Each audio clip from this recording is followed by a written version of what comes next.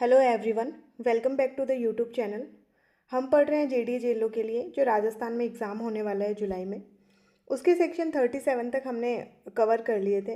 ये जो वीडियो है डिग्लोट है, हिंदी मीडियम और इंग्लिश मीडियम दोनों के लिए यूज़फुल है और हर सेक्शन के बाद में उस सेक्शन से बनने वाले एमसीक्यू को डील किया गया है ताकि बेयर एक्ट को पढ़ने की ज़रूरत ही ना पड़े और बहुत शॉर्ट में इसको तैयार किया गया है।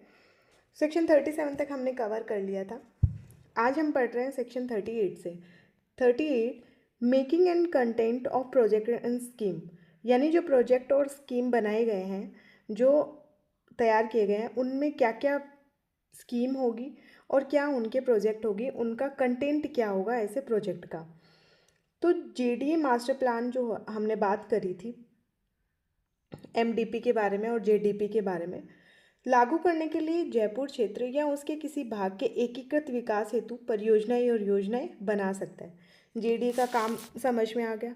अब इम्पॉर्टेंट ये है कि इस योजना और परियोजना यानी जो स्कीम है और ये जो प्रोजेक्ट है, इसमें क्या क्या इंक्लूड होगा और क्या इंक्लूड नहीं होगा। तो देखिए, सेक्शन 21 और 22 में जो वर्णित विषय है वो इसमें इंक्लूड हो जाएंगे। इसके अलावा भूमि का आरक्षण और आवंटन यानी रिजर्वेशन और अलॉटमेंट, कौन सी भूमि कितने हिस्से दिए जाने हैं, कितना रिजर्व किया जाएगा, कितना अलॉट होगा, वो सब इसमें इंक्लूड हो जाएगा। इसके अलावा जो भी डेवलपमेंट किया जाना है, सड़कों का, बिल्डिंग का, पार्क्स का और जो पब्लिक एमिनिटीज़ है यानी जो सार्वजनिक सुविधाएं का विकास है, उनको भी इसमें इंक्लूड किया जाएगा। इसके अलावा इसमें पर्यावरण सुधार के भी उपाय होंगे और आवश्यक होने पर किसी नियम या का अस्थायी निलंबन भी इसमें किया जा सकता है और अधिनियम के उद्देश्यों की पूर्ति के लिए अदर जो सब्जेक्ट है उनको भी इंक्लूड किया जा सकता है। तो अगर इसकी समरी देखें तो जेडीए विकास कार्यों के लिए परियोजनाएं और योजनाएं बना सकती है और इसमें ये सब्जेक्ट इसमें शामिल होंगे। अब हम इस सेक्शन से बनने वाले कुछ क्वेश्चंस को देखते हैं। क्या क्वेश्चंस है कि सेक्शन 38 के तहत जेडीयू किस उद्देश्य की परियोजना के लिए योजनाएं बना सकते हैं। तो किसके लिए बना सकते हैं? केवल मास्टर प्लान भवन निर्माण के लिए, मास्टर प्लान के क्रियान्वयन के लिए, या केवल निजी लाभ के लिए, केवल सड़क निर्माण के लिए। तो मोस्टली ये होता है कि कोई भी प्रोजेक्ट या स्कीम होती है वो ओनली तो होती नहीं, किसी एक पर्पज़ के लिए होती नहीं है, उसमें बहुत सारे पर्पज़ इंक्लूड होते हैं। तो हम ओनली वाले ऑप्शन तो हटा ही देंगे। तो इसमें क्या बचा फिर? एक मास्टर प्लान के क्रियान्वयन के लिए, यानी इसमें सारी चीज़ें इंक्लूड हो जाएंगी, जो भी भवन है, सड़क है, इन सब के। फिर ये परियोजना या योजना किन विषयों को शामिल कर सकती है। तो इसमें हमने एक लिस्ट पढ़ी थी जिसमें हमने क्या देखा था, ये सब केवल केवल वाले तो याद रखने ही नहीं है, केवल वाले मोस्टली गलत ही होते हैं। सेक्शन 21 और 22 में जो वर्णित विषय है उनको इंक्लूड किया जाएगा। फिर ड्राफ्ट योजना में क्या क्या शामिल होता है। तो क्या क्या शामिल होता है? तो केवल विन्यास ये गलत हो जाएगा, केवल भूमि सुधार ये भी नहीं होगा, योजना की अनुमानित लागत नहीं है तो ये भी इंक्लूड नहीं होगा। तो क्या इंक्लूड हो जाएगा इसमें? मूल भूखंड का क्षेत्रफल, कितना रिजर्वेशन है, कितना अलॉटमेंट दिया जाना है, पोजीशन किसके पास में है, कितना है, ये सब इसमें इंक्लूड किए जाएंगे। फिर परियोजना में नियमों के अस्थायी निलंबन का प्रावधान किस स्थिति में किया जा सकता है। तो किस स्थिति में किया जा सकता है? कभी नहीं, ये तो होगा ही नहीं। केवल राज्य सरकार नहीं, इसमें जेडीए का भी रोल आता है। केवल कोर्ट के आदेश से नहीं, जब भी आवश्यकता लगे तो उसके लिए अस्थायी निलंबन किया जा सकता है। इसमें स्पेशली कोर्ट का ऑर्डर लेने की भी आवश्यकता नहीं है, जेडीए के अंतर्गत आ जाएगा। लास्ट क्वेश्चन है सेक्शन 38 के तहत परियोजनाएं और योजनाएं किस क्षेत्र के एकीकृत विकास के लिए बनाई जा रही है। तो किसके लिए? क्या ये पूरे राजस्थान के लिए? नहीं, क्योंकि हम पढ़ रहे हैं JDA act, Jaipur development act. तो ये किसके लिए? या तो ये जयपुर पूरे भाग के लिए या उसके किसी जोनल, जो हमने पढ़ा था जोनल डेवलपमेंट प्लान, किसी एक भाग के लिए होगा। अब है सेक्शन 39 परियोजना और योजनाओं की तैयारी, यानी परियोजना में क्या क्या शामिल होगा उन स्कीम में, ये हमने सेक्शन 39 में पढ़ लिया, 38 में पढ़ लिया।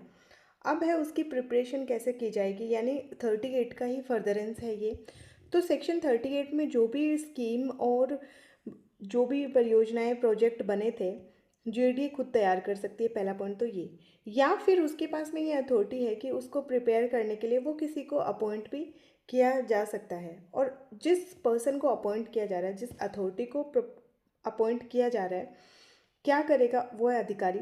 तो जो भी राज्य सरकार ने उस प्रॉपर्टी को लेकर, यानी जयपुर डेवलपमेंट अथॉरिटी के अंतर्गत जो भी एरिया आने वाला है, उसके संबंध में जो भी राज्य सरकार ने निर्देश दे रखा है उनका सबका पालन करेगी। या अदर कोई स्थानीय प्राधिकरण है तो उनसे परामर्श लिया जाएगा। सार्वजनिक हितों को ध्यान में रखा जाएगा। प्रभावित व्यक्तियों को उचित अवसर दिया जाएगा ताकि वो अपनी आपत्तियां और सुझाव दे सके। यदि योजना में कोई भी नियम, उपनियम या छूट या निलंबन कोई भी है तो उससे पहले देनी है तो राज्य सरकार की पूर्व अनुमति ली जाएगी। अगर हम समरी देखें तो ये है कि सेक्शन 39 जेडीओ को परियोजनाओं और योजनाओं की तैयारी करने का अधिकार देती है तथा राज्य सरकार, स्थानीय प्राधिकरण और प्रभावित जो भी व्यक्ति है उनसे परामर्श लेने का प्रावधान करती है। अब इसके कुछ क्वेश्चंस देखते हैं। सेक्शन 39 के तहत जो भी प्रोजेक्ट और स्कीम है वो कौन तैयार कर सकता है? तो पहले आंसर था स्वयं प्राधिकारी, तो जेडीए तैयार कर सकता है। दूसरा, यदि कोई योजना तैयार करते समय आवश्यक हो तो किससे परामर्श लिया जाएगा? किससे परामर्श? केवल नगर परिषद से नहीं, केवल राज्य सरकार से नहीं, अन्य जो भी स्थानीय प्राधिकरण है उन सबसे परामर्श लिया जा सकता है। योजना बनाते समय जेडीए को किसका विशेष ध्यान रखना चाहिए? जनहित का ध्यान रखना चाहिए। जेडीए किसी परियोजना और योजनाओं की तैयारी के लिए नियुक्त कर सकता है, तो कोई भी व्यक्ति या अधिकारी को नियुक्त किया जा सकता है। पर्टिकुलर कोई अथॉरिटी इसमें सेक्शन 39 में नहीं दे रखी है। यदि योजना में किसी नियम के शिथिलीकरण की आवश्यकता हो, रिलैक्सेशन की आवश्यकता हो, तो किसकी प्रायर कंसेंट चाहिए? कि स्टेट गवर्नमेंट चाहिए। स्टेट गवर्नमेंट की पूर्व स्वीकृति लेनी होगी। अब है सेक्शन 40, योजना घोषित होने के बाद भूमि के उपयोग और विकास पर प्रतिबंध। ये सेक्शन ये बताता है कि जैसे ही आपने डिक्लेयर कर दिया कि योजना घोषित होगी, तो अब अगर कोई भी डेवलपमेंट करना है, कोई भी एक्टिविटी करना है, तो उस प्रोजेक्ट और स्कीम में जो दे रखा है उसके अकॉर्डिंग ही करना है, उसके अलावा नहीं करना है। पढ़ते हैं, जब किसी योजना की घोषणा नोटिफाइड हो जाती है ऑफिशियल गैजेट में, तब उस योजना क्षेत्र के किसी भी भूमि का उपयोग, विकास योजना में निर्दिष्ट उपयोग या विकास के अलावा नहीं किया जाएगा। यानी उस प्रोजेक्ट में जो डायरेक्शन दे रखे हैं उसके अकॉर्डिंग ही किया जाएगा, अदरवाइज नहीं किया जाएगा। कोई भी व्यक्ति योजना के अनुरूप विकास करने के लिए प्राधिकरण से अनुमति लिए बिना अगर विकास करना है तो प्राधिकरण की अनुमति लेनी होगी। जिसे भी हैंडओवर किया गया था सेक्शन 39 में, वो ना तो भूमि का उपयोग बदलेगा, ना ही किसी भवन संरचना का निर्माण करेगा, ना ही उसमें कोई परिवर्तन करेगा, ना ही उसको सब डिवाइड करेगा। अगर किसी ने सब सेक्शन 2 का उल्लंघन किया है तो उसे क्या माना जाएगा? अनअधिकृत विकास माना जाएगा, अनअथराइज्ड डेवलपमेंट माना जाएगा। तो बेसिकली सेक्शन 40 का ऑब्जेक्ट ये है कि योजना घोषित कर दी, उसके बाद भूमि का उपयोग अगर करना है या कोई भी विकास अगर करना है तो उस योजना, उस स्कीम के अकॉर्डिंग ही किया जाएगा, अदरवाइज नहीं किया जाएगा। अब इसके कुछ क्वेश्चंस देखते हैं। जब किसी योजना को राजपत्र में घोषित कर दिया जाता है तब योजना क्षेत्र की भूमि का उपयोग किस प्रकार नहीं किया जाएगा? किस प्रकार नहीं किया जाएगा? तो उस योजना के बाहर बिल्कुल नहीं किया जाएगा, योजना के विपरीत नहीं किया जाएगा। तो इसमें आंसर ये नहीं है बाहर, इसमें जो ऑप्शन आंसर हो जाएगा सी। किसी भी व्यक्ति को प्राधिकरण की अनुमति के बिना क्या करने की अनुमति नहीं है? तो ना तो वो उपयोग कर सकता है, ना ही उसको परिवर्तन कर सकता है, ना ही उसकी संरचना में कोई चेंज कर सकता है। तो आंसर क्या हो जाएगा? डी हो जाएगा। सेक्शन 40 के सबसेक्शन 2 का उल्लंघन करने पर किस प्रकार का विकास माना जाएगा? अनअधिकृत, ये अनअथराइज्ड नाम दे रखा है, ये हमें याद रखना है। सेक्शन 40 के तहत विकास की अनुमति कौन देता है? तो कौन देगा? जेडीए देगा। अनअधिकृत विकास करने वाले व्यक्ति पर कार्रवाई किस अधिनियम के अंतर्गत की जाएगी? तो जेडीए एक्ट के अकॉर्डिंग की जाएगी, जयपुर विकास प्राधिकरण अधिनियम के अनुसार।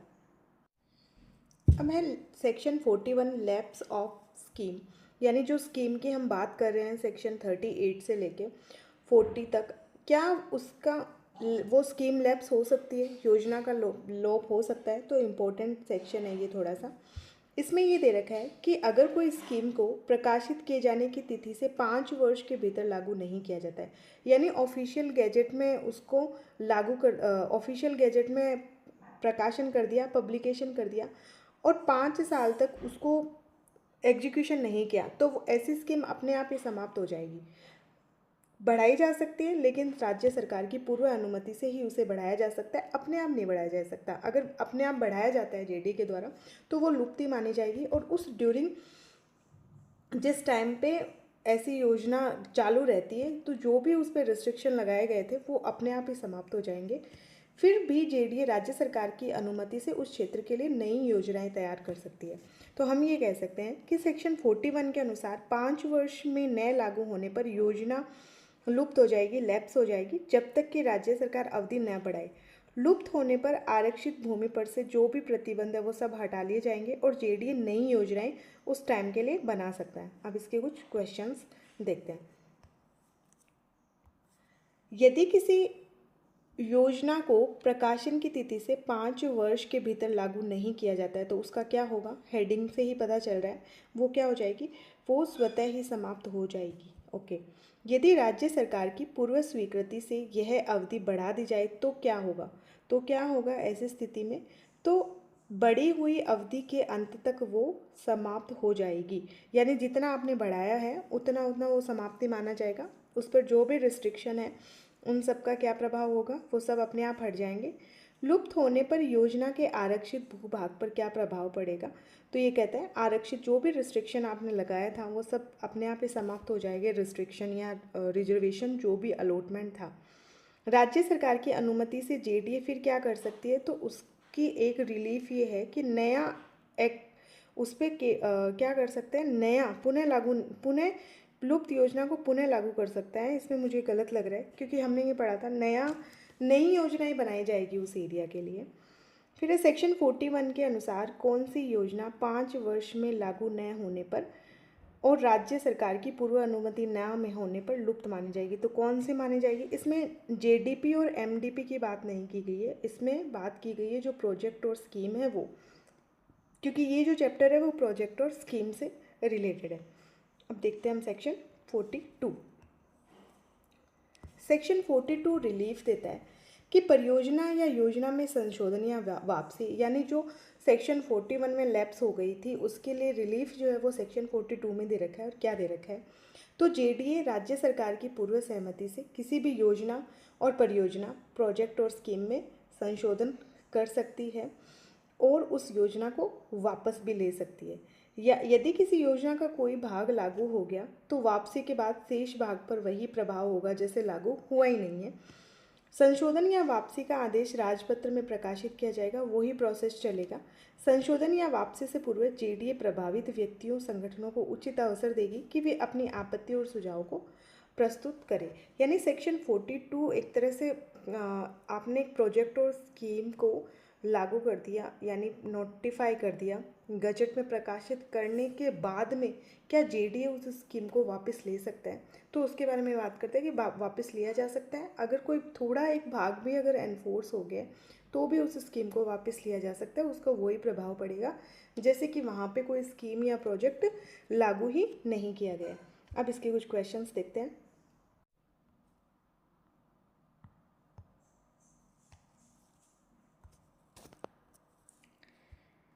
जेडीए राज्य सरकार की पूर्व स्वीकृति से क्या क्या कर सकता है? किसी परियोजना योजना में संशोधन कर सकता है, बिल्कुल। किसी योजना या परियोजना की वापसी कर सकता है, बिल्कुल। ये टाइटल ही इसका दो बातों के लिए, परियोजना में या तो संशोधन या वापसी। तो आंसर क्या हो जाएगा? इसका आंसर हो जाएगा ए। वैसे इसका आंसर होना चाहिए ये दोनों ही, ए और बी, तो इसमें ऑप्शन गलत है। तो आंसर सी में ए और बी दोनों होंगे इसके आंसर, यानी वो संशोधन भी कर सकती है और वापस भी लिए जा सकते हैं। जेडीए बिना राज्य सरकार की पूर्व स्वीकृति के क्या नहीं कर सकती? तो क्या नहीं कर सकती? तो ना तो वो संशोधन कर सकती है और ना ही वो वापसी कर सकती है, तो इसीलिए आंसर हो जाएगा डी। यदि किसी योजना का केवल एक भाग लागू हो चुका है तो शेष पर क्या प्रभाव पड़ेगा? तो अगर योजना को, प्रोजेक्ट को किसी को वापस लेना है और ये वाला जो पार्ट है इसका डेवलपमेंट हो चुका है, काम शुरू हो गया, अब योजना को वापस लेना है, तो ये प्रभाव ऐसे कैसे छोड़ दिया जाएगा और यही माना जाएगा कि इस पर कुछ हुआ ही नहीं है, कोई डेवलपमेंट नहीं हुआ है। फोर्थ क्वेश्चन है संशोधन या वापसी का आदेश किस में प्रकाशित किया जाएगा? तो किस में प्रकाशित किया जाएगा? भारत के राजपत्र में, ओके, ना कि न्यूज़पेपर में। पांचवा है संशोधन या वापसी से प्रभावित व्यक्तियों या संगठनों को क्या अवसर दिया जाएगा? क्या दिया जाएगा? राइट टू हेयर का आपत्ति और सुझाव देने का उचित अवसर दिया जाएगा। सेक्शन 43 बात करता है स्टेट गवर्नमेंट की पावर की, कि वो जो स्कीम्स की हम बात कर रहे हैं उन स्कीम को कैसे तो आगे चलाना है, यानी कैरिंग आउट, क्रियान्वयन कैसे करना है उनको। इसलिए तो राज्य सरकार योजना या योजनाएं जो भी है उनके क्रियान्वयन के लिए पहला काम करवा सकती है, सर्वेक्षण करवा सकती है, सर्वे करवा सकती है। दूसरा, किसी भी क्षेत्र को उस योजना क्षेत्र में स्कीम एरिया में इंक्लूड कर सकती है और क्रियान्वयन के लिए, इम्प्लीमेंटेशन के लिए किसी भी भाग का अधिग्रहण कर सकती है, एक्वायर कर सकती है लैंड को। और क्या कर सकती है, राज्य सरकार योजना के क्रियान्वयन हेतु भूमि पर अधिकार, मार्ग, जल निकासी आदि की व्यवस्था कर सकती है। राइट्स, रोड्स, वाटर, ड्रेनेज उस योजना के विकास के दौरान किया जा सकता है। और लास्ट और इम्पॉर्टेंट है, वो उससे रिलेटेड जो भी नियम, रूल्स, रेगुलेशंस है वो बना सकती है। तो बेसिकली सेक्शन 43 बात करता है कि स्टेट गवर्नमेंट को उन स्कीम्स को लागू करने के लिए सर्वेक्षण, भूमि शामिल करना, भूमि अधिग्रहण, सुविधाएं प्रदान करना और नियम बनाने की शक्तियाँ ये सेक्शन स्टेट गवर्नमेंट को देता है। अब इसके कुछ क्वेश्चंस देखते हैं। राज्य सरकार योजना के क्रियान्वयन के लिए क्या क्या कर सकती है? तो सर्वेक्षण करवा सकती है, योजना को रद्द कर सकती है, धनराशि आवंटन कर सकती है। तो ये दोनों ही पॉइंट हमने नहीं पढ़े थे। उसमें पहला पॉइंट यही था कि सर्वेक्षण करवा सकती है, तो सर्वेक्षण, और योजना में किसी भी भाग को शामिल कर सकती है, ये हमने पढ़ा था। और ड्रेनेज से रिलेटेड, रोड से रिलेटेड इम्प्लीमेंटेशन कर सकती है। योजना को रद्द करना और मनी की बात सेक्शन 43 नहीं करता। राज्य सरकार योजना की क्रियान्वयन के लिए किसे शामिल कर सकता है, ये हमने पढ़ा था, भूमि, जल, सड़क और उपरोक्त सभी, तो इन सबको इंक्लूड कर सकता है। स्टेट गवर्नमेंट योजना के क्रियान्वयन हेतु भूमि का अधिग्रहण किस उद्देश्य से कर सकता है, किस उद्देश्य के लिए कर सकता है, थर्ड में हो जाएगा, उस स्कीम के पर्पज़ के लिए कर सकता है, क्योंकि ये सेक्शन 43 बात ही स्कीम और प्रोजेक्ट की करता है। राज्य सरकार योजना के क्रियान्वयन हेतु भूमि पर क्या प्रदान कर सकता है, ये सभी चीज़, नियम, रूल्स, रेगुलेशन, सुविधाएं, ये सारा प्रोवाइड करवा सकती है स्टेट गवर्नमेंट। स्टेट गवर्नमेंट योजना बनाने और क्रियान्वयन के लिए और क्या क्या कर सकती है, तो वो आवश्यक नियम है वो बना सकती है, भूमि का अधिग्रहण कर सकती है, सर्वेक्षण करवा सकती है, जैसा कि हमने क्लोज फर्स्ट में पढ़ा था।